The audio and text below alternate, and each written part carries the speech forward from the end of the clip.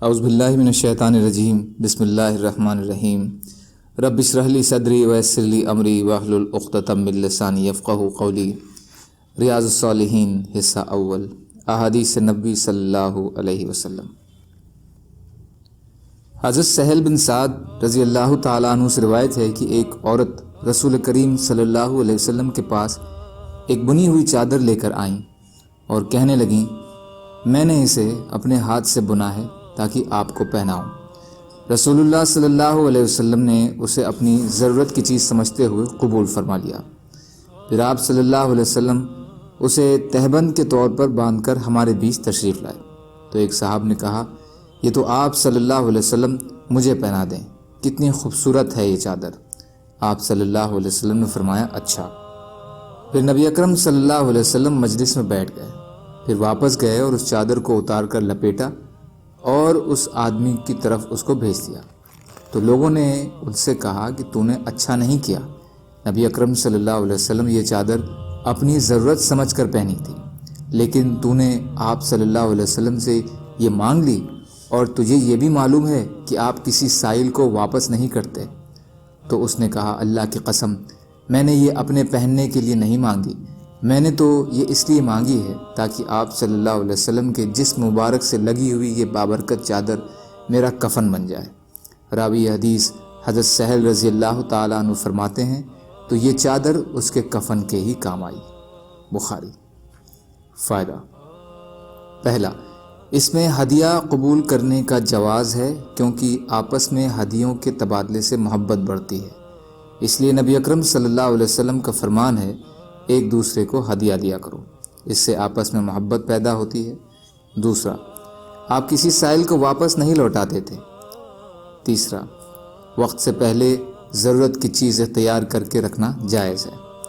چوتھا، رسول اللہ صلی اللہ علیہ وسلم کے وضو کے پانی، آپ کے پسینے اور بال وغیرہ کو صحابہ رضی اللہ تعالیٰ عنہ نے پاک سمجھا اور ان سے برکت حاصل کی، جس سے معلوم ہوتا ہے کہ رسول کریم صلی اللہ علیہ وسلم کی چیزیں سے برکت حاصل کرنا جائز ہے، مگر آپ صلی اللہ علیہ وسلم کے علاوہ صحابہ کرام رضی اللہ تعالیٰ عنہ نے کسی کے نشانوں سے برکت حاصل نہیں کی، ورنہ چاروں خلیفہ اور عشرہ مبشرہ صحابیوں کے نشانات سے بھی برکت حاصل کی جاتی۔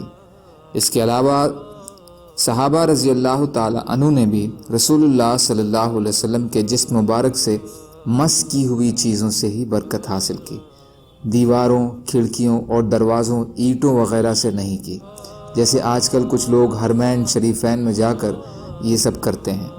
پھر ستم یہ ہے کہ قبر کے دھون کو بھی پاک سمجھا جاتا ہے، حالانکہ ایک تو قبر کو پکا بنانے کی ہی اسلام میں اجازت نہیں ہے، تو پھر کسی قبر کو دھونے کا جواز کیسے ثابت ہو سکتا ہے؟ اس لیے قبر کا یہ دھونا پاک نہیں، گندا اور پلید ہے۔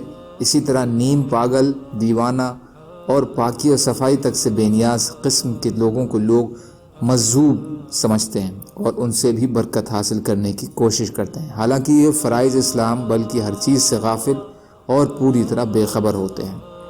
انہیں ولی اللہ سمجھنا دماغ خلل کے سوا کچھ نہیں۔ اسی طرح بہت سے مقامات پر نبی اکرم صلی اللہ علیہ وسلم کی طرف منسوب کئی چیزیں تبرکات کے نام سے رکھی ہوئی ہیں، جبکہ تاریخی طور پر ان کا ثبوت نہیں۔ ان تمام چیزوں سے بچنا ضروری ہے۔ حضرت ابو موسیٰ رضی اللہ تعالیٰ عنہ سے روایت ہے کہ رسول اللہ صلی اللہ علیہ وسلم نے فرمایا، عشری حضرات جب جہاد کے سفر میں سامان ختم ہو جاتا یا ختم ہونے کے قریب ہوتا ہے، یا مدینے میں حالت قیام میں ان کے گھر والوں کا کھانا کم ہو جاتا ہے، تو ان کے پاس جو کچھ ہوتا ہے سب ایک کپڑے میں جمع کر لیتے ہیں اور پھر اس کو برتنوں میں سمان روپ سے آپس میں تقسیم کر لیتے ہیں، تو یہ لوگ مجھ سے اور میں ان سے ہوں۔ بخاری و مسلم۔ فائدہ، وہ مجھ سے اور میں ان سے ہوں، اس بات کا اظہار کا انداز بیان کہ اخلاق اور بھلے کاموں میں ہم ایک دوسرے کے بہت قریب بلکہ ایک جیسے ہیں۔ اس میں عشری قبیلے کے لوگوں کی فضیلت کے علاوہ ایک دوسرے کی ہمدردی اور بھلائی کی ترغیب ہے، خاص طور پر پریشانی کے موقعوں پر لوگ اس طرح آپس میں ایک دوسرے کی مدد کریں تو کم سامان والوں کو کوئی تکلیف اور پریشانی نہ ہو۔ اس باب میں تمام حدیث کا یہی خلاصہ ہے۔ سبحان اللہ و بحمدہ، سبحانک اللہم و بحمدک، اشہد ان لا الہ الا انت، استغفرک و اتوب الیک۔ سبحان ربک رب العزت عما یصفون، وسلام علی المرسلین، والحمد للہ رب العالمین، برحمتک یا ارحم الراحمین، لا الہ الا اللہ محمد رسول اللہ۔